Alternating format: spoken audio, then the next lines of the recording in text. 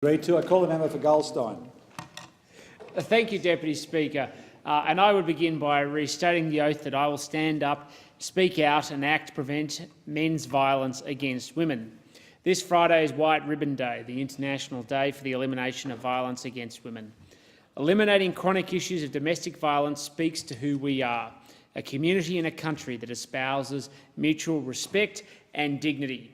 And that's why I'm proud to support White Ribbon Day, but particularly to speak out about these issues. I first started working with the former Sex Discrimination Commissioner, Liz Broderick, on them during my time as Australia's Human Rights Commissioner. And it's both an honour and a privilege to be able to do so, because these are the issues that we must shine a bright light into dark places in our society so we create a sense of safety for all people. And that is the reality of the human experience. 27 years ago, the University of Montreal witnessed a tragedy where a male student slaughtered 14 of his fellow female students.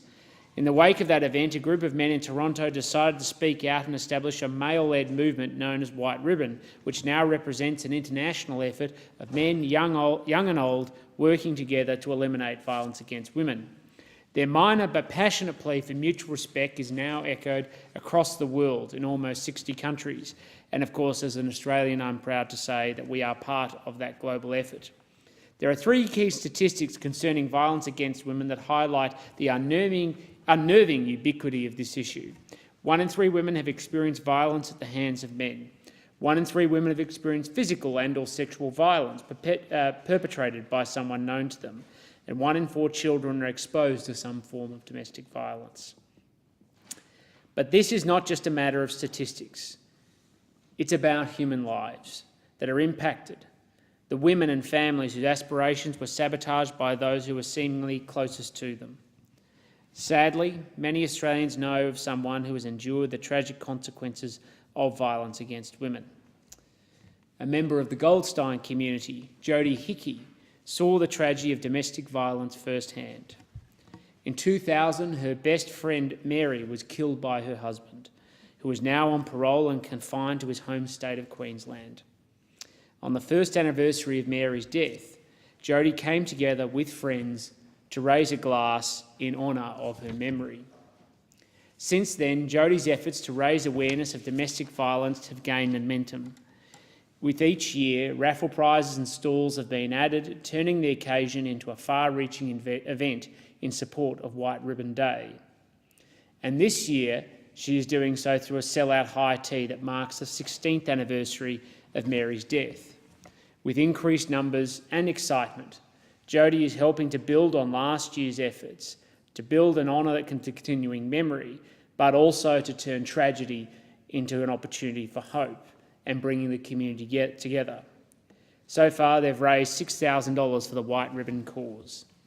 With the help of her 2 older sons, Jodie's efforts in championing the fight against violence against women is truly inspiring. She is a tireless advocate for a society that respects women, and I look forward to joining Jodie this Sunday as part of her activities. Because violence against women is a man's issue.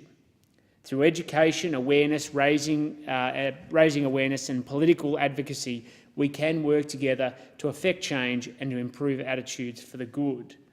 But it takes men to stand up, like those who participate in White Ribbon, and to speak out about these horrific crimes against women, and to recognise that we are all part of a solution, both in terms of raising visibility, but then part of coming together to take collective action to improve the culture within our society so people can feel safe and secure no matter where they are. So that is the task before us, to build a future free from violence and abuse.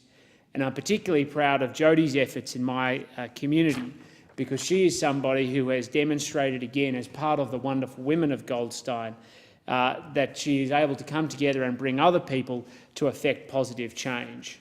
And it's not through, it's through turning these tragedies into moments of opportunity to improve our country and our culture that our community does so much good and represents a model that can be amplified and have resonance and impact across our great country. And so to Jodie and to all the people who are supporting and participating in White Ribbon this Friday, as well as the event on Sunday, and everybody in Goldstein, we say thank you. The question